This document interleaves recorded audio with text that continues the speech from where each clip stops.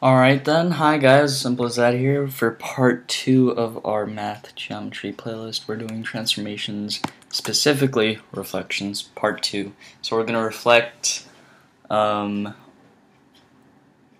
equals x and y equals negative x. So let's get right started. Let's get to it. So I'm going to pick a point and we are going to reflect over y equals x now.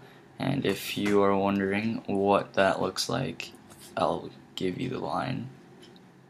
It is precisely this line right here.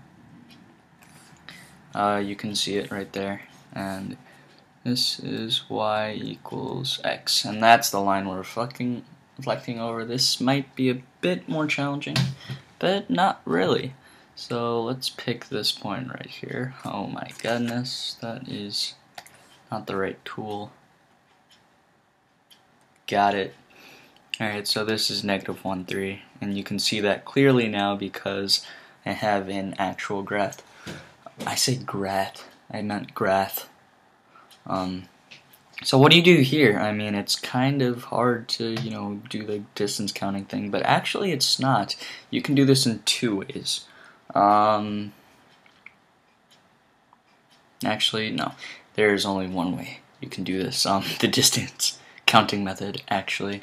I apologize. So we're going in this direction. Let me point that out.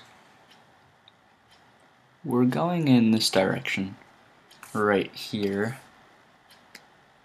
Right? It's perpendicular to the x-axis. So if we start at that point here, we can just count diagonally 1, 2. And that's 2 spaces, so we count 2 more, 1, 2. And this is the point that we end up with. It's not that hard, actually. So what is this point? So it's 1, 2, 3, negative 1. So this is 3, negative 1. So now that we have those 2 points mapped for us, let's try and make the rule. So our reflection over y equals x with any point given x, y. What does that map to? Well, start out with negative 1, 3, 3, negative 1. So if negative 1 is x, 3 is y. Look what happens. This is interesting. X and y have swapped, which is interesting. So you can probably guess what the rule is going to be here. It's just going to be y comma x. That's it. Or y equals x of x comma y. It's just y comma x. Switch the two.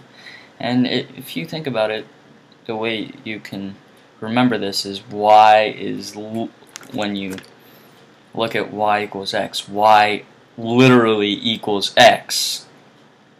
Like, see, x, y, but now y is in the place of x, so y is literally x. That's how I remember it, at least. So let's delete everything. Ah, crap. I'm gonna...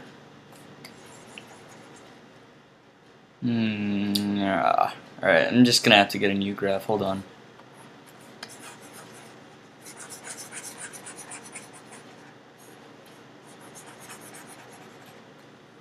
Alright, here we are again, and we have our graph now, our handy dandy graph, so let me just label y equals x really quick.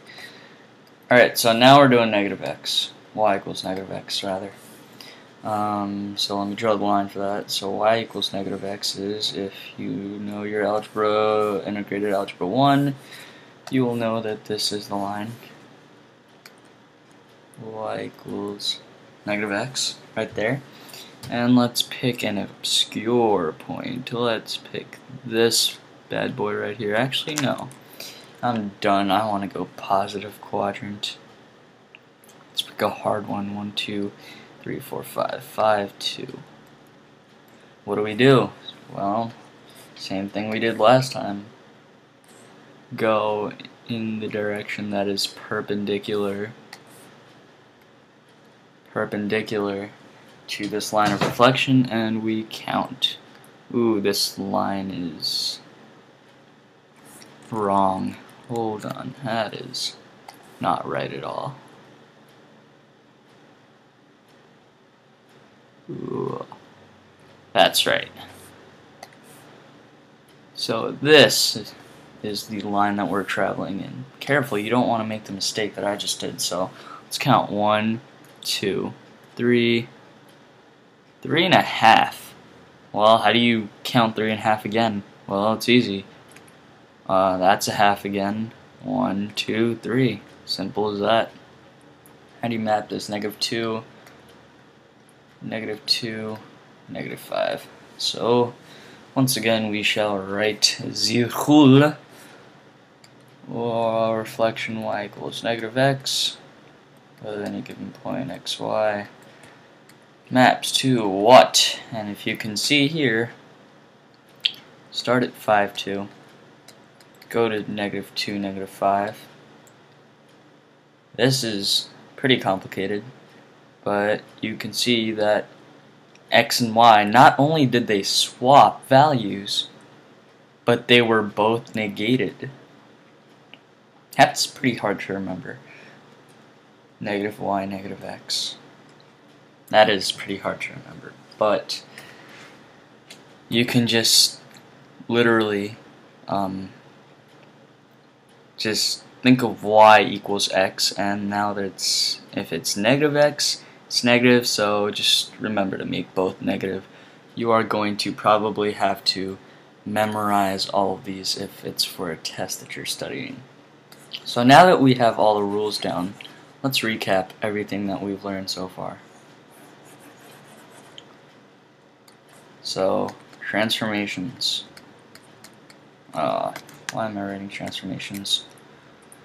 Crap! I did not mean to do that. Gotta erase everything again. Alright.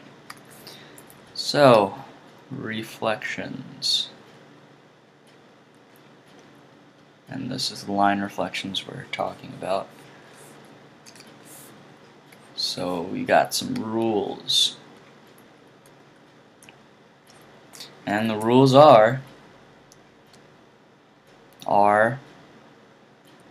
x-axis, so a reflection of the x-axis, if x, y maps to x equals -y, the opposite.